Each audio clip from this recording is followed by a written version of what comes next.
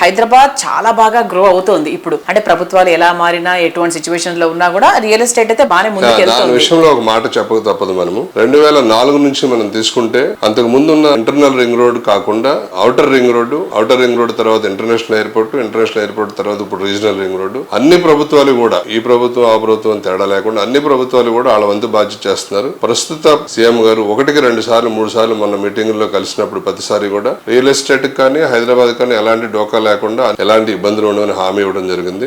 So regional ring road కూడా ఇప్పుడు మనకు తొందరలో వర్క్ స్టార్ట్ అయ్యి ముందుకెళ్లే అవకాశాలు కనపడుతున్నాయి. ఫైనల్ గా మా రియల్ సిటీ ఆడియన్స్ కి ఏం చెప్తారు సార్? అందరూ కూడా ప్రాపర్టీ కొనుక్కోదలిసినప్పుడు వ్యక్తుల దగ్గర కాకుండా సంస్థల దగ్గర అలా క్రెడిబిలిటీ చెక్ చేసుకుని, లీగల్ టైటిల్ చెక్ చేసుకుని, కనీసం పర్మిషన్స్ అన్నా వచ్చినాయా లేవో చూసుకుని కొనుక్కోవాల్సిందిగా మన ఇన్వెస్ట్మెంట్ కానీ మనం సంపాదించిన సంపాదనకు కానీ విలువ చేకూరి సీకు చింత లేకుండా మనం జీవనాన్ని కొనసాగించవచ్చు.